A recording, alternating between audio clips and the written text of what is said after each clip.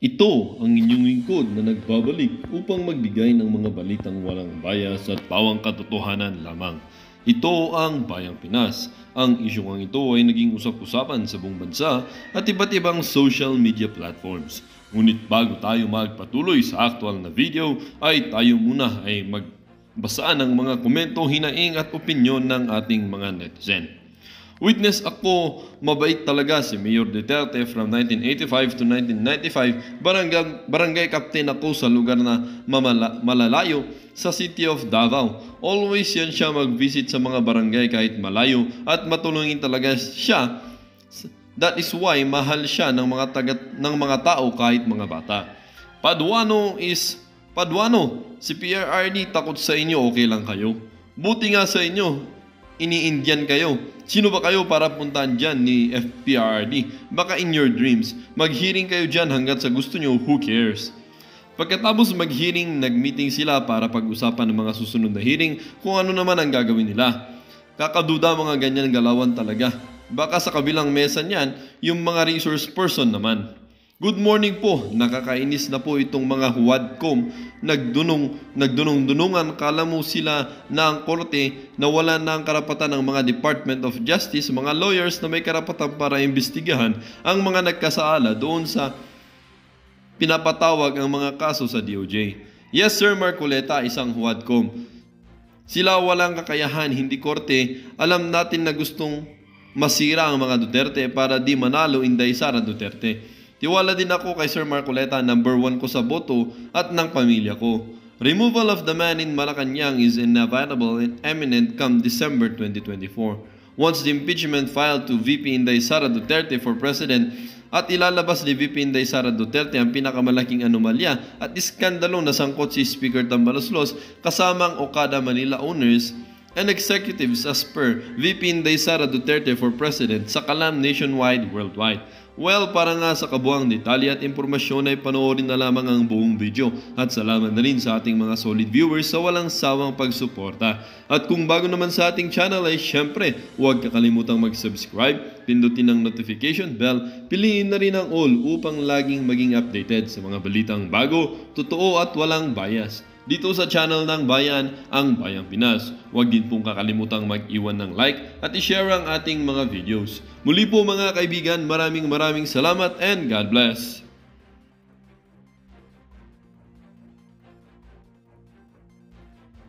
Paano ba yan? Oh, yan na nga ba sinasabi natin, huwag kayong mag-angas ha, dyan kay Tatay Digong. Kung gusto niyo siya papuntahin, sunduin niyo siya dyan sa Davao, mga brad. Pera nila. Wala na akong pera eh. At pamasahe ako doon. I am living on my retirement pay. I never, kayo taga Davao kayo, lakin tayo, kababata tayo dito. Wala akong extra money na sa bangko na lahat sweldo ko yan, pati yung retirement ko. Sila pa ang galit ngayon. Buang. At sinabi pang ipakunting ka daw. Sige daw. Si Paduano nagsabi kaniha lang. Sa Sino? Paduano. Yung Congressman Paduano. Congressman Paduano. Kasi Sino yung unggoy na yan?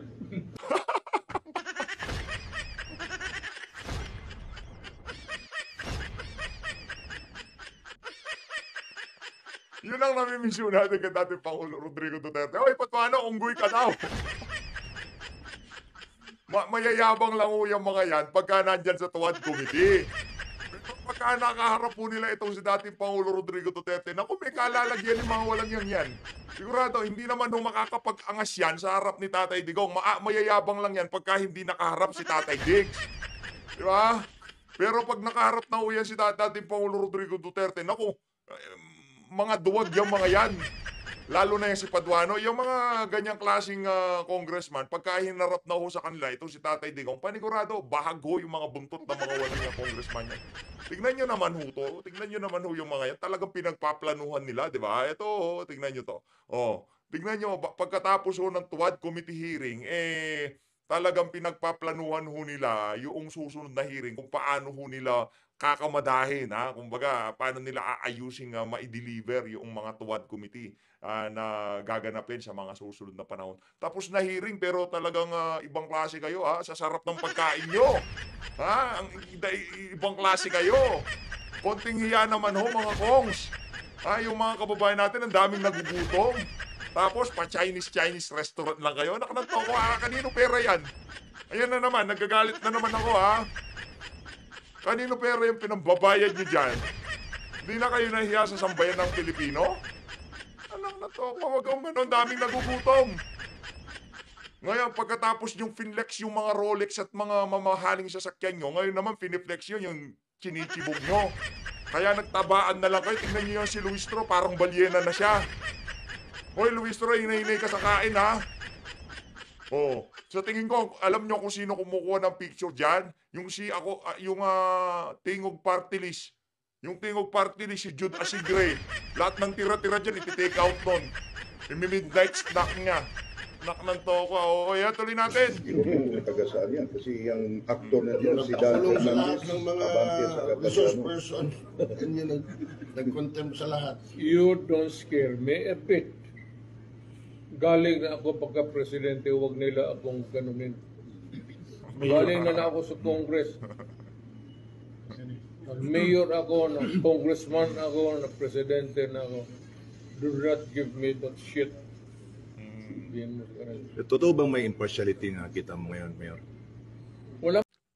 Wala man ho kahit isang balahibo sa katawan ni Tatay Digong ang makakapagpatindig dyan sa mga congressman na yan. Kung yan si Paduano na lang, ni isang buhok sa katawan ni Tatay Digong, wala akong tatayo. Tama siguro, but alam mo, actually, wala, in fairness to the idiots, wala akong notice na pupunta ako ngayon.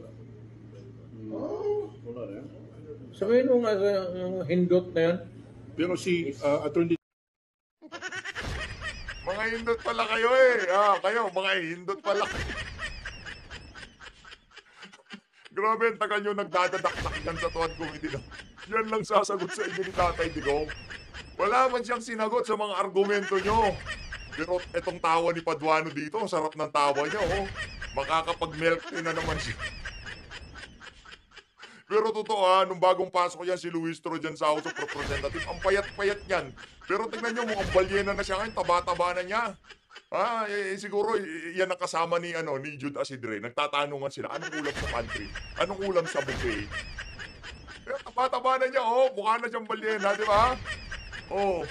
Ngayon naman, tingnan nyo naman, sa sarap ng linalamon nila dyan. Habang kanino pera ang tanong? Anong toko, di na kayo nahiya sa sambayan ng Pilipino? Habang ang daming naghihirap, nagugutom. Habang baka yung para dun sa mga tumatanggap ng ng mga tupad, di ba, AIX, di ba, yung mga congressman nyo hindi natin alam kung anong klaseng restaurant yan, pero mukhang Chinese restaurant, mga galit sa China yung mga yan, pero chubitsibog sa Chinese restaurant. Di ba? Yung mga may umiikot-ikot na lamesa na ganyan, yan mamamahalin ho dyan, hindi pa nga tayo nakatry dyan Yung 10,000 won, pambibili natin ng Chinese restaurant. Makakasubok din ho tayo. Salamat, Ma'am si Jen, makakapag Chinese restaurant ako. Malaki-laki yun, 10,000 yun. Ito. Laki. Kay Mama na yan, kay Mama Michiwaka yan. Magcha-Chinese restaurant ako. Sino sasama? Magtaas ng kamay. Sasama ko kayo lahat. Diba? 10,000. Baka 10,000 won yan, 4 na 0 yan. Again hindi ko pinapakita yun para ma-encourage kayo magbigay. Okay na basta manood kayo, wala akong problema. Isang nood lang, okay na tayo dyan. Kung i-share kung ano man gawin nyo dyan sa comment section, maraming salamat Tuloy natin ang ating talakayan. Ito talagang mga congressman na to. Si Delgra Mayor nagbigay ng parang reply sa summon or sa nabigay. So what was his reply? Si Tatay Digong na may reflection. Hindi ko alam yan. Bahala kayo dyan. Kasi nalagay sa ano na si according to Attorney Delgra na yung ginawa mo sa Senado pwede nilang kukunin kung gusto nila na imbitahan Ano na ka. sinabi ko? What is there to say or more to what I have said? Na sinabi ko naman lahat. Ano pa ba ang gusto ng mga gago?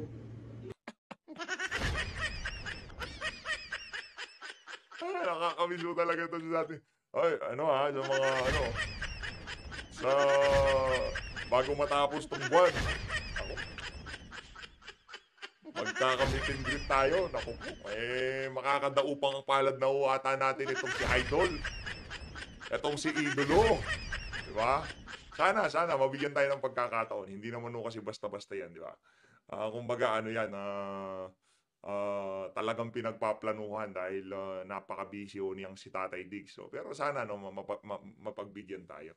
Ayun na nga mga kababayan, dito sa bahagi ng video natin na to, syempre, aalagwa na etong si Congressman Rodante Marcoleta. Sinong nakamiss kay Kong Dante? Palakpakan ho muna natin itong ating isa sa mga magiting nating congressman. Huwag mo hong kalimutan. Attorney Vic Rodriguez,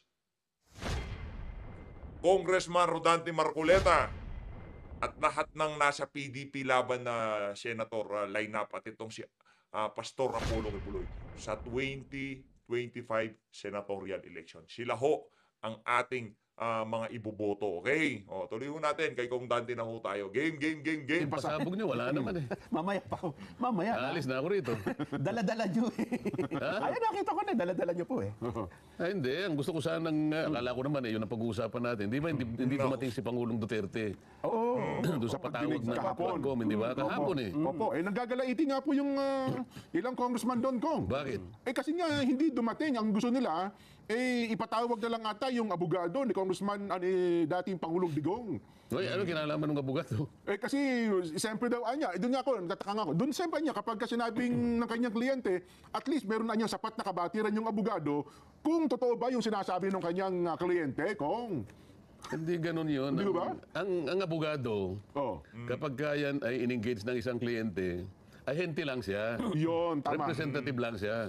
Ano man ang kanyang isusulat nang galing doon sa principal. Yes, sa kanyang kliyente. Ang ipinagsisintir nila yata kasi doon sa unang sulat, sang-ayon sa pagkakasulat ng abogado ni dating Pangulong Duterte, ay ipagpaumanhin po ninyo at hindi makakadalo ang aking kliyente sang-ayon sa kanya sapagkat kailangan niyang magpahinga dahil kagagaling niya lamang po sa Maynila. Yan. Hayaan po ninyo sa mga susunod na pagdinig, kami po ay dadalo. Parang ganon. Tama po, tama So, po.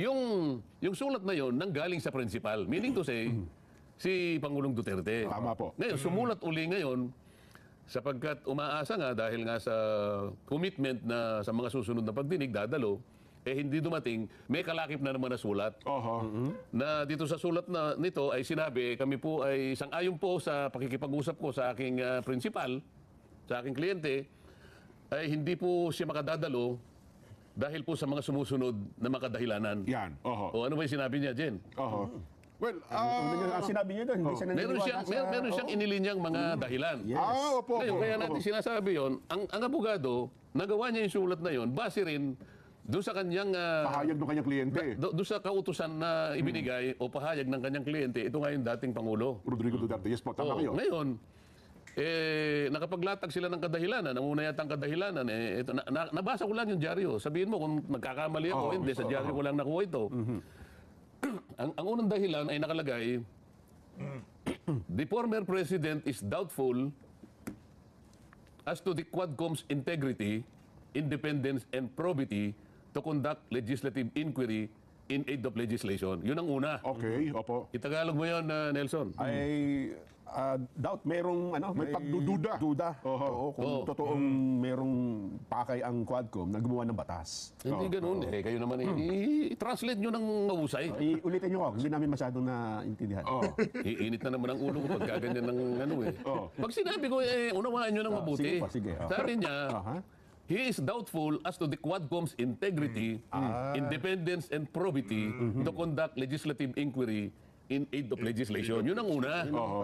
Na siya ay duda sa integridad ng Quadcom sa layo sa paggawa nung Kulang nga eh. yung ano ba yung probity sa Meron Tagalog? siyang pag-aalinlangan at pagdududa Yung sa integridad. Yan, ng Quadcom. Yung Independence. dati na Anong independence sa Yung Tagalog? kanyang pagiging malaya. At sa kanyang pagiging malaya. Ano yung probity sa Tagalog? Edward? Probity. Ano yan, pagka-December yan dyan. Hinihintay namin yan eh. Bakit pagka-December? Probity. Di ba ko ano eh, probity. Mas Tagalog, English na lang ko. Mayroon. Kasi tatlong ano eh. So, pinagsama-sama ano kasi yung kakayahan, katapatan, yun din eh. At walang pagkiling. Yung mga ganyan. Walang kinikilingan. May pagdududa sa integridad, sa pagiging malaya, at katapatan, at walang pagtatangging na pagsasagawa ng legislative inquiry in aid of legislation. Yun ang unang sinabi niya. Opo. Sapagkat sabi niya, ito'y ginagawit nyo lamang na isang political ploy to indict him for crimes he did not commit. Yan. Ginagamit nyo lang na isang kaparaanan. Isang stratagem. Pang ganun, ano? Strategiya. No? Oo. Instrumento. Para lamang siya ay inyong i-indict, i-charge, ganun, Kasuhan. Kasuhan sa krimen na hindi niya ginawa. Yun ang una. Bakit niya yung pagagalitan yung abogado? Alam niyo kung naging pagtatalo ngayon kasi merong isang abogado na isa rin si Congressman Kate Flores ata, tumutol siya na Your Honor, kasi abogado lang naman yan. Ano ba sasabihin niya? Kasi yun ang sinabi ng kanyang kliyente bilang abogado. Bakit siya ang obligahin natin na magpaliwanag in behalf sa kanyang kliyente? Oo nga, alam niya, sa abogado siya. Opo. Wag mo, yung abogado, ahente lang. Opo. Parang siya yung messenger. Do not shoot the messenger, sabi niya. Tama. Yung message ang importante. Yung message galing doon sa principal. Yun ang sagutin nila. Wala na po akong, parang, hindi ko na po kayo pinagtitiwalaan eh. Hindi po ako naniniwala na kayo po ay makagagawa ng isang tapat at mapagtitiwala ang pagdinig kung pag-uusapan ay in aid of legislation. Sapagkat gagamitin nyo lamang po yan, nakaparaanan, para ako po'y asuntuhin ninyo sa mga krimen na kailanman ay hindi ko ginawa. Opo. Yun ang kanyang katwiran, kaya hindi siya pumunta. At pagkatapos, ano naman yung mga katwiran naman na yun ni Tatay Digong, talaga namang valid yun. Base sa kahit sa ating mga obserbasyon dito sa mga sinagawang hearing dyan sa Tuwad Committee, talagang wala hong integrity yung yung Quadcom, no. Kitang-kita naman kung paano sila manermon, kinakausap po nila yung mga resource person bago isalang dyan sa pagdinig. Doon pa lang nabahiran na. Kung sanang inayos nila yan tapos hindi sila alasiga dyan sa pagdinig na yan, malamang sa malamang wala man nung problema, baka pati tayo i-encourage natin yan si Tatay Diggs. Sige, si Tatay Diggs, daluho kayo dyan para makita nila hinahanap nila, di ba? kung sinabi niya, dalawa sa mga member ng Quadcom na chairman, binanggit, Hindi ko kilala itong dalawa eh. Congressman Abante, kilala niyo ba ito? Kilala ko po yan, Kong. Congressman Fernandez. Nakalista na po sa akin yan, Kong. Nilista ko yung mga yan. Sabi niya, Markado na yung dalawa. Markado na itong si Fernandez at itong si Abante dito kay Sir Jen. they have been vocal in their position that Duterte should be held liable for the crime of willful killing Nako, ang tindi nung kanyang statement. under Section 6 of Republic Act 9851. Yung 9851, ito yung Philippine Act on Crimes Against International Humanitarian Law. Yun pa yung nakapaloob. Genocide and other crimes against humanity. At sinabi pa nila na yung mga krimen na nabanggit ay klarong-klaro. Sa mga tweet, parang bias na nga naman sila. May Nakapagbigay ka na ng deklarasyon na may kasalanan talaga. And the former president, should be held responsible for the crimes. So, bakit pa siya pupunta ron? Meron ka ng prejudgment eh. May nauna silang desisyon na. Alam mo, Nelson, Jen, kung halimbawa ito'y sa tunay na korte, Ay, nako, hindi po pwede itong ganito eh. Kung sa proper court, Kong, wala. Merong kategoryan, merong yung mga abogado, meron silang ginagamit na isang technical phrase eh. Yung they called neutrality of an impartial judge. Yung pagka ginamit mo yan, ang mga example niyan eh. Pag tiningnan mo, pati yung suot mo eh. Pati yung pagtingin mo dun sa akusado. Pati yung pananalita mo, kinakailangan magpakaingat-ingat ka para hindi ka mabahiran ng kahit anong Oo. bias na maaring Ang pagkiling sa isang panig. maaring ano? kumikiling ka sa isang panig laban sa isang panig. Tama po. Yun ang cold neutrality of an impartial judge. Itagalog mo nga yung madali ito eh. Cold neutrality. The cold neutrality of an impartial judge. Oho. Pagka Hindi mo alam ang cold, malamig. sipon. Oh. Malamig na parang wala kinikindihan yung neutral eh. Ang klase naman pagpapaliwan. Neutral. Ito ulitin ko Nasa the gitna. cold neutrality of an impartial judge. Yun ang parametro. Oho. Yun ang sukatan. Magpakaingat-ingat ka. Na isang walang pinapanigang hukom. Ang totoo di ba? niyan, pati pananamit mo eh. Ganun ho. Oo. Pananamit. Talagang yung pinakamaingat na kaparaanan para hindi ka, kahit sa anong kaparaanan, ay makakitaan ka ng pagpanig sa bawat isa. Pagbayan, pagkabayas. Eh kapag ka, halimbawa, kilala mo naman ito, sino ba itong congressman na Banting sinasabi nila? At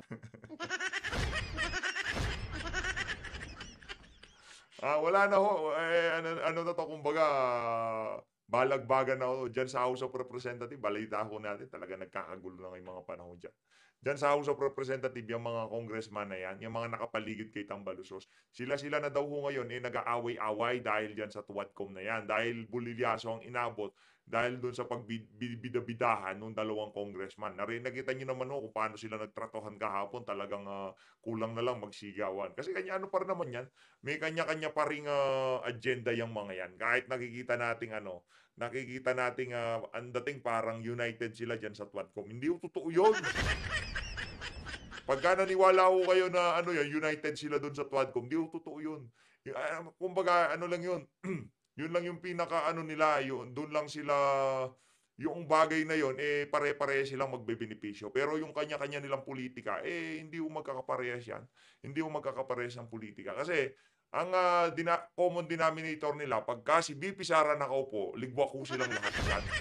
Kahit mga gobernador kayo, may kalalagyan kayo sigurado.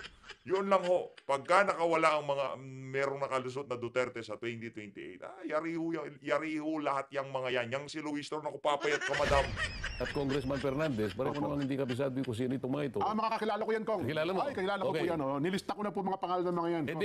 Hindi siya po pwede din sa cold neutrality of an impartial judge. Hindi, mukhang may nauna na pong pahayag sila, Kong. Kasi yun lang aksyon mo eh. Yun lang pagngiti mo, tinitingnan ka eh. Oho. Dito nagpahayag ka na eh. Kalaya bole ka itong dating Pangulo. Pero yun daw naman, Kong, ay sa proper court. Yun naman daw kasi ay in aid of legislation, mga mambabatas sila. Siguro, hindi naman sila naka-robe. Di ba? Ang kanilang pananamit baka nga pwedeng nalang gawin yun, Kong. So hindi ka pala korte. Hindi po sila Oo, korte, ba't Kong. nag-aasta ka ng korte?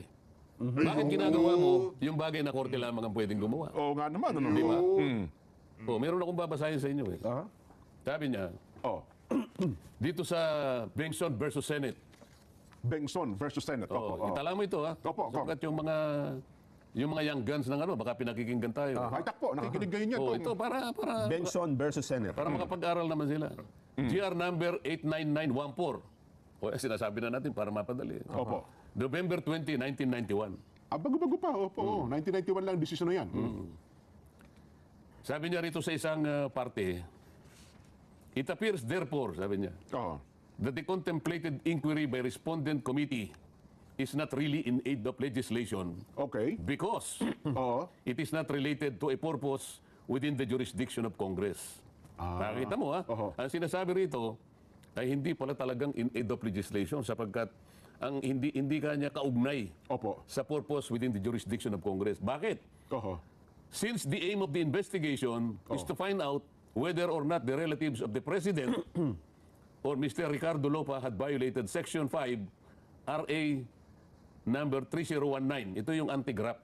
Yun talagang layunin ng naging Sa mga pagdinig, tweet, Kong. ang Oo. layunin ay para imbestigahan lang, para malaman kung yung mga relatives ng Presidente ay nakapag-violate nung batas na kung tawagin ng Republic Act 3019. Oho. Ano ang dapat kapag ganun na nangyari? A matter, sabi niya, that appears more within the province of the courts rather than the legislature. Pagka ganun, sabi niya, ito'y para doon sa korte. Hindi para sa legislature. Hindi dapat para sa Ganito yung nangyayari. sa Congress, ano? Kung ang palagay ng Quadcom at lahat ng kabahagi nito, ang pinag-uusapan ay napakaraming paglabag, lalong-lalo na yung mga batas, mga criminal laws, halimbawa. Bakit? Ba't sila yung nagsusuri? Bakit sila yung nag-undertake ng inquiry na ito ay dapat korte na ang gumagawa? Ito yung sinasabi nito ba?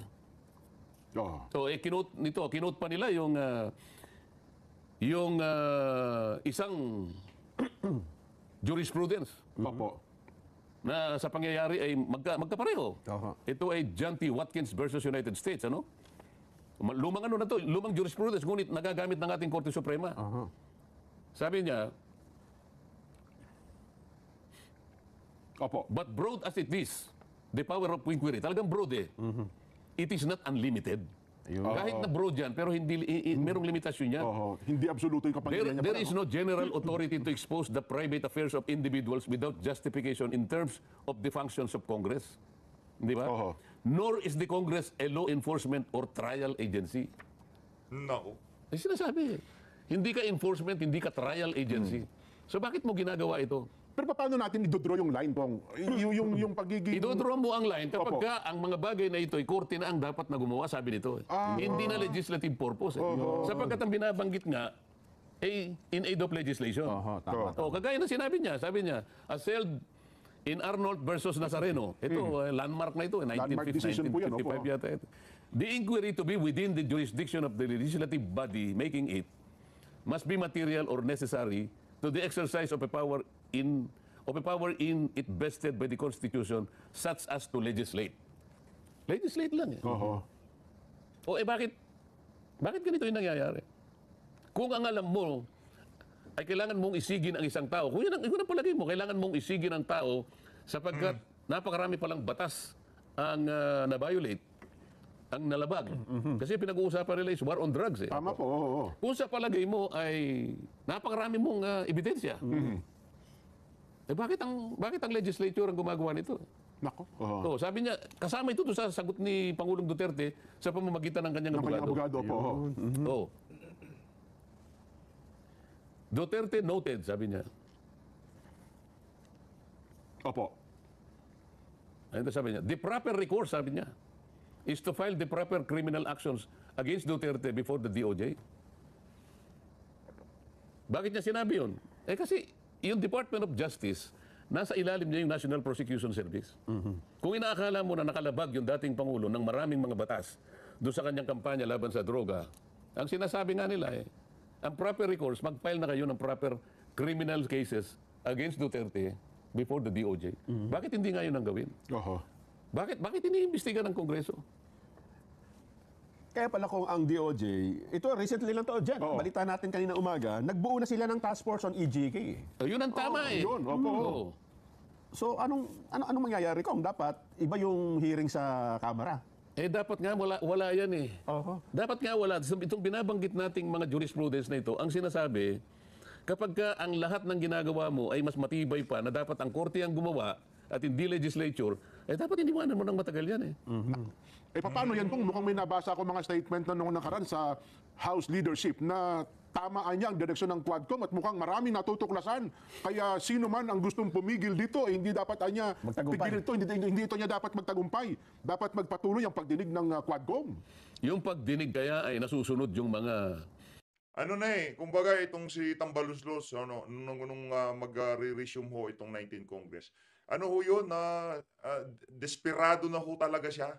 Pati yung mga kasama niya dyan sa House of Representatives, desperado na ho sila na talagang wasakin itong mga Duterte na to. Kasi talaga hong may kalalagyan yung mga politiko na yan pagka naging presidente itong si VP Sara. Pero kasi naman dito kay dating Pangulong Rodrigo Duterte, maging siya ho hindi niya na ini-encourage na tumakbo ng pagka-presidente o kumbaga tapos na yan. Pagkatapos niyan Sara, manahimik ka na, di ba? Yun ang gusto nitong si Tatay Digong, mag-ano ka na, mag-business ka na lang. Yung mga parameters at yung mga sukatan na nakalatag sa mga jurisprudence. Well, sa statement na yun to, ako personally, sa hinuha ko, sa tingin nila, Tama ay yung mukhang ginagawa nila. nasusunod at mukhang tama ang ginagawa nila, Kong. Halimbawa, Oo. yung sino ba yung kaibigan mo, sino yan? Benny. si Benny Abante, nakita ko nag-appear doon. Antiporda po. Benny Antiporda. Antiporda. Abante, Congressman po. Gawin natin halimbawa si Benny Antiporda. Ako, bigla ka ako naawa kakapon. Ano nga gawin natin halimbawa? Opo. Ano yung tinanong sa kanya? Ang tinanong sa kanya kung totoo ba yung sinabi na ikaw ay involved dito sa smuggling ng droga. No, sabi niya, ay nabanggit yung pangalan mo. Hindi po kanya. Hindi po kanya. Nagpaliwanag siya, di ba? Opo, Yes, katunayan niya, si Colonel Acerto, hindi niya nababanggit ang pangalan ko at di wala ako sa... Kiniklear ako eh. Kiniklear, hindi niya nakikita sa kanyang report at sa kanyang intelligence gathering si Benny Antiporda. Bigla may Sumagot agad na, Your Honor, Teka muna, bago na mangyari yun. Ang katibayan po na hindi po totoo yan kasi po, yung dalawa pong witness, naglaban po yung kanilang magkaiba ng statement, Kaya kanya, ang aking pong pagkakaintindi dyan, ay talaga pong Hindi ako involved. hindi po ako involved. Opo. May sumagot ngayon. Yun nga. Oo, yun, ako. Pasigaw pa eh. Nanigaw. Ito yung nakakatawa dyan eh. Oo. Merong isa dyan na kapag nagtanong, palaging galit. Yan eh.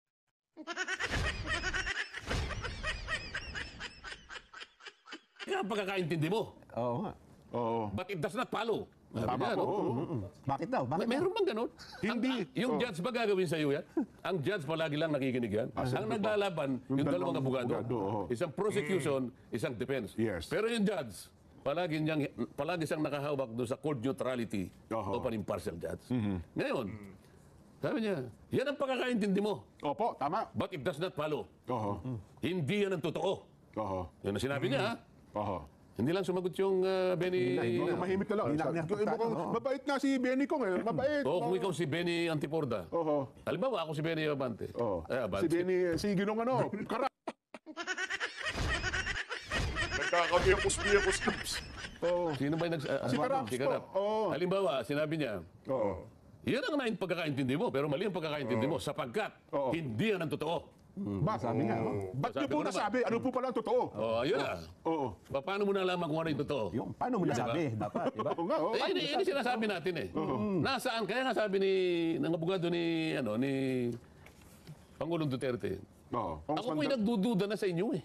Aha. Kung kayo po'y meron pang integridad, independence, or probity para magsagawa ng legislative inquiry. Aha. Una, pasigaw-sigaw kayo.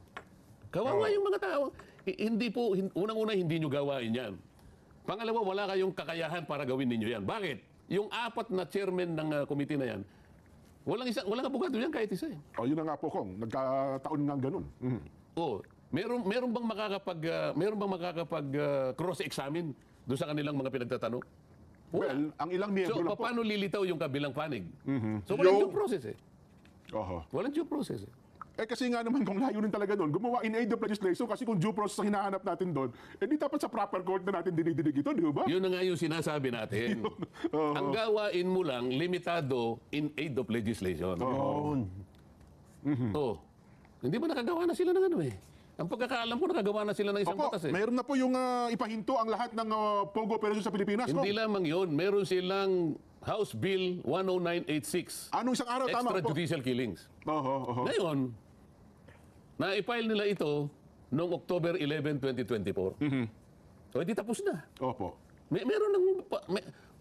Huwag na natin munang pasadahan itong House Bill 10986 sapagkat maraming problema itong ginawa nilang batas. Hindi ito yung panahon para atakihin natin. Pero isang episode ito eh. Tama O po. baka 2 episode ito eh. Mahaba-haba yan, oo. Pero, kung totoo ang gawain nila is in aid of legislation, tapos na eh. Meron na legislation eh. Oo. Ba't tayo mo pang tumigil? Oo nga. Correct. Wala nang rason. Tapos na eh. Eh mukhang... Bakit tinanong na naman yung driver ng dating Pangulo? Meron ako na. Opo. Si Benaventura. Si Benaventura, Kong. Wala silang nakuha doon sa tao. Oo, hindi magaling sumagot. Magaling sumagot Malinaw na. pa nga na napakita niyang napakabait ng Pangulong Duterte. Ngayon, nasipayo ata yung abogado, si Congresswoman Luis Troy yata yun. Opo. Tuwan-tuwa ako eh.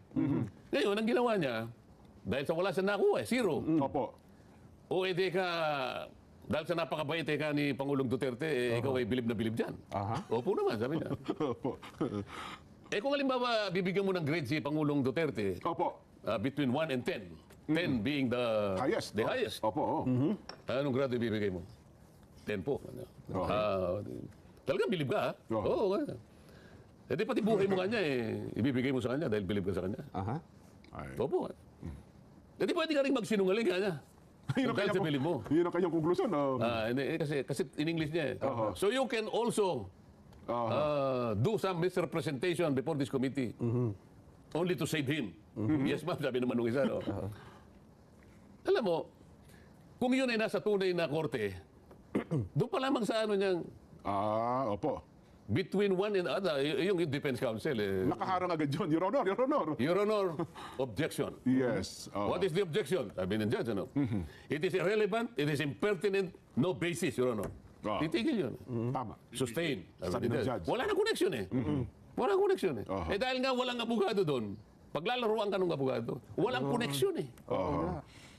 Ngayon, kung itataas natin kung palalaliman natin ito, kung pinag-uusapan ay logic, halimbawa, palasyos yung premise niya eh. Walang connection yung pagsisinungaling Galing ni Kong at Dante, saka no? yung Paano pagka nagsama itong si Condante at itong si Attorney Vic, di ba? Napakahusay ho niyan sa Senado. Dalawa ho nga malupit na abogado, papasok dyan. Datingan yan, na rockstar yung dalawang yan. Di ba? Lahat ng haharang-harang na may plate number 7 na may puting sakyan. Kailangan sila ang ibwenamano nitong dalawang senador na to pagka nagkataon. Pwede niya sabihin eh.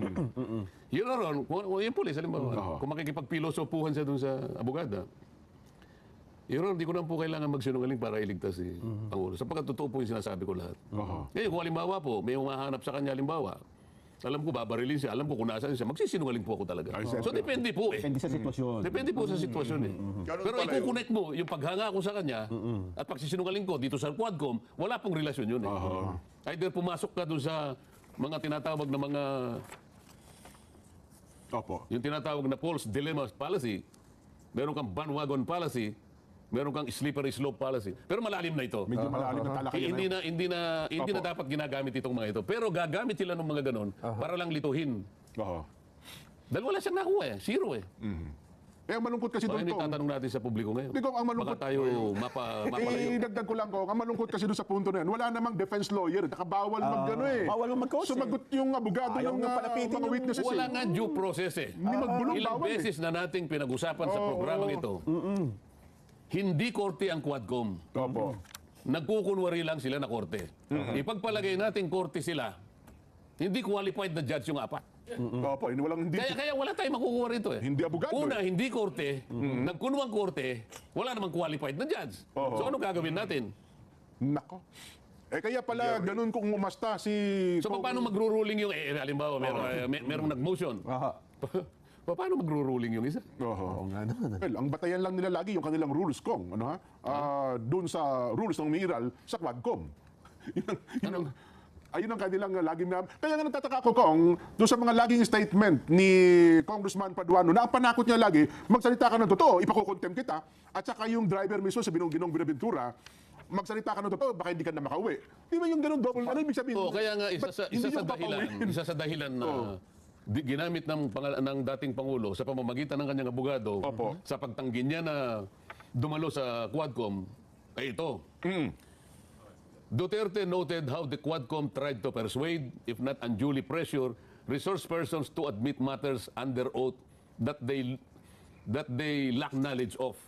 Ibig sabihin, kahit wala silang kakalaman doon. Merong undue pressure, sabi niya, kung hindi man pinipersuade, or worst, unduly induce them to say something not true. Ito yung subornation. Subornation. That cast doubts on the Quadcom's integrity and impartiality. Totoo naman yun eh. Ba't kinakailangan magkaroon ng pilitan doon? Na kapag ka nagpaliwanag ka, hindi yan ang tama. Mali ang paliwanag mo. Kamukha nung tinanong. Yan ang pagkakaintindi mo. Nako. Si Benny Antiporda naman, bigla na lang tumahimik. Tumahimik nga. Yan ang pagkakaintindi mo. Pero hindi yan ang totoo. Kung ako siguro yun. Ano po yung totoo, Ron? Ipaliwanag yung paano mo nalaman na yan ang totoo? Yun lang, bias na bias ka na eh. Hindi kailanman mangyayari sa korte yun. Sapagkat merong due process sa korte. Dito hindi ka man lang makasagot eh. Kapag ikaw ay sumagot at tinamaan ang kanyang ere. Kukulong kita.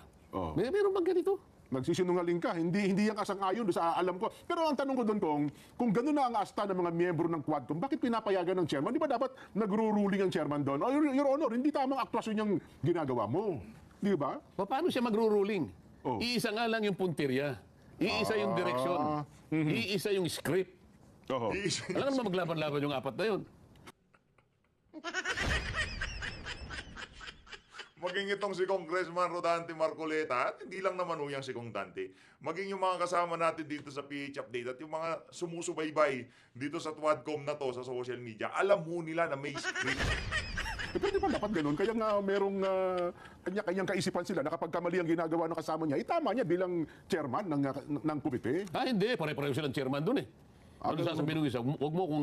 Chairman din ako. Pare-pareho lang tayong chairman dito. Vice chairman. Ay, di ba ganun kung minsan nagkakaaway-away Oo nga po, nagsasagutan din sila. Teka muna, ako muna ka niya eh. Di ba? Oo. Pero ang tanong dito ngayon ko, paano ito resolbahin? Paano ito resolbahin? Sinong pipigil sa kanila? Oo, na sana maitama yung kanilang direksyon. Well, hindi tayo tutol doon sa Hindi na kanilang dapat yung inadequate gano'n. legislation. Dapat huminto na lang sila sapagkat sinasabi pa yung ating binabanggit na Bengson versus Senate. At meron siyang kinote na jurisprudence sa bahagi ng Baremblatt versus United States, 360 US 109. Alam din nila ito eh. Ang sinasabi rito ay ganito. Since Congress may only investigate into those areas in which it may potentially legislate or appropriate, ito yung premise niya. Congress may only investigate into those areas in which it may potentially legislate or appropriate. Yun lang ang gawain niya eh. Either you legislate or appropriate. It cannot inquire into matters which are within the exclusive province of one of the other branches of government. Ayun. Ang liwanag nito eh. Yun yung korte, Itaga, Ilocano mo nga ito para maintindihan. I-Bisaya mo para maintindihan ng isang chairman doon na nagkukuno mga abogado na wala namang... Mas naintindihan nyo yung English niyan, Kong eh. Mas naintindihan Ulitin natin.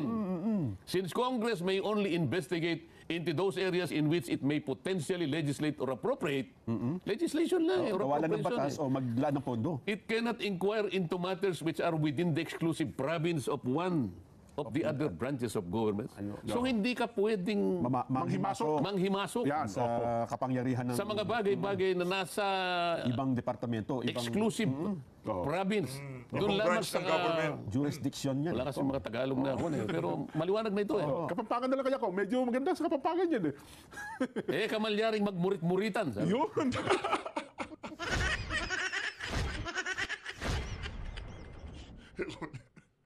Iba talaga, iba. Within the exclusive province of one of the other branches of government. Ano yung pinag-uusapan? Ito. Ano yan? Lacking the judicial power given to the judiciary. Ito yung ano eh. Walang Ang judicial kailangan mo power. judicial power eh. Legislative ka lang eh. Ayun nga. Kukunin mo yung Galing legislative natin. power. Galing. Ito yung domain ng judiciary, sabi niya. It cannot natin. inquire Tapusin na into natin matters to. that are exclusively the concern of the judiciary. Neither can it supplant the executive in what Galing, exclusively galing. belongs to the executive. Ang linaw naman yan. Paano pa natin ipaliliwanag sa mga taong ito? Paano natin sasagutin yung kung sabi naman, hindi, itong Quadcom ay nagbigay linaw at sapat na kaalaman sa taong bayan. Yun ang pagkakaintindi nyo. Ganun. Yun, Ibalik mo di sa ba? kanila. Yun ang pagkakaintindi nyo. Ngunit sa liwanag ng mga pangyayari sa pagdidesisyon ng Korte Suprema, mali kayong lahat. Sumunod pa tayo sa batas. Yung pong mga pagdidesisyon ng Korte Suprema, lahat po ng desisyon ng Korte Suprema, mali man o hindi, ay nagiging kabahagi ng mga batas na umiiral sa ating bansa. Yun ang pinakamatindi rito. Ano man ang desisyon ng Korte Suprema, mali man o tama, bahagi na ng ating mga batas na sa pilitang tatanggapin natin at susundin natin. Yun ang pasya ng O sila ano sinusundan nila? Maliban doon sa kanilang pahayag na maliwanag po. Paano nyo nakukuha yung mga ano na yan? Tinatakot ninyo yung mga tao. Hindi sila makapagsalita nang hindi nyo tinatakot. Wala silang mga abogado sa sarili nilang dapat na piniling mga abogado. Para sa ganun, yung kanilang mga karapatan ay maproteksyonan at mapangalagaan.